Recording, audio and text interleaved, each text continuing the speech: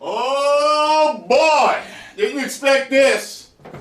I really didn't. With all the positive comments and reviews, I didn't expect this whatsoever. By the way, on my community post, all of you have been banned that attacked me and said I was being petty. Wasn't being petty. Go look at the post again. Now, moving on. Tyrone Magnus wins. Banality. Now, says here, the Suicide Squad underperformed at the box office, and here's why. I didn't want to just find an article that was just saying, yeah, it didn't do good numbers. I wanted to know why, because it seems like most fans liked it, from what I'm hearing. And by the way, I don't trust movie reviews anymore. Like movie scores, like Metacritic, Rotten Tomatoes. After everything, with all these different movies and video games, I no longer trust none of them. So, yeah, I gotta go with other things. Now, it says here on CNN Business, The Suicide Squad, a new R-rated superhero film from Warner Bros., opened to an estimated $26.5 million at the North American box office this weekend. The number came in under industry expectations, which projected the film to make around $30 million. The movie took in $72.2 million worldwide, according to the studio. So does that mean the film starring Idris Elba, John Cena, and Margot Robbie as the devilishly crazy Harley Quinn was a flop? Not exactly. Okay, so explain this, because I'm like, how? Like, look, I put out content. I read my comments. I know when people are majority on one side or the other, and the majority of at least my followers seem to like it. So I'm trying to figure out why it ain't doing well. As we've seen so much this summer, it's getting increasingly difficult to gauge success at the box office. Why? Is it because of streaming? Probably. Let's see here. The theaters are still trying to find their footing after the pandemic ravaged their businesses, and offering blockbusters at home via streaming has skewed the metrics even further. That's what I figured. That said, The Suicide Squad is a big budget superhero film by director James Gunn, who also directed Marvel's incredibly popular Guardians of the Galaxy. Now, before I go further, aren't they saying stuff about like certain movies now? Like they'll be like, it's the biggest box office pandemic opening. I mean, is there some type of ruler they have for this type of situation?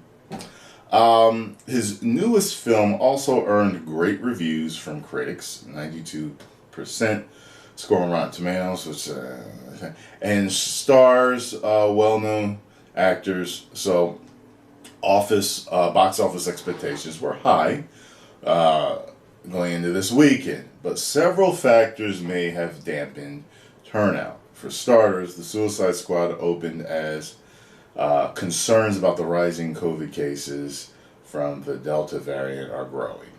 I was hearing something about Delta. I didn't know what the hell it was. I had time following up on this stuff. Those fears may have scared some consumers away from wanting to sit indoors with strangers, I guess. But it's still too early to tell if the rise of the variant, it's funny, variant and then Loki, and it's just weird that that word is ever so popular in pop culture right now, and also anyway, and the revived COVID restrictions, such as the CDC again recommending people wear masks indoors, had an impact. Another reason the film may have missed expectations is that it's a follow-up to 2016's Suicide Squad. The film was poorly received by fans and critics alike, despite making $747 million globally, according to ComScore. The 2021 film included some of the same characters and actors from the 2016 version, and is less of a sequel and more of a second try. In the end, the sour response to the original film and confusion over the one's connection may have been difficult to sell moviegoers. Okay. Was it marketing? I don't know. Finally, like all Warner Bros. 2021 releases, the film was also available on HBO Max the same day it hit theaters. That may have cannibalized ticket sales, but other recent Warner Bros. Movies, including Godzilla vs. Kong and Space Jam: A New Legacy, opened to solid numbers in theaters, while also being available on HBO Max. So it couldn't have been the streaming thing. Could it have been marketing? Could it have been the first one was a big piece of trash and they didn't want to come see the second one? I don't know. Although, any one of the reasons could be to blame for the humdrum opening of the Suicide Squad. I mean, it could have been a combo. It's likely a mixture of all the above. At the end of the day, it's not 2019 anymore, and the box office isn't the only way to judge if a film is a hit or not. Streaming is now the focus of Hollywood, so I don't know, is it the focus or is it partially? I don't know. It might be the focus. So although the movie came in light at the box office, at least compared to high expectation, it could still be considered a success for bringing attention or possibly subscribers to HBO Max.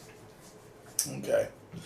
Alright, well, we'll see. I mean, here's my thing. There's movies out there that I like that didn't do well, and I still buy them on Blu-ray and 3D and watch the hell out of them.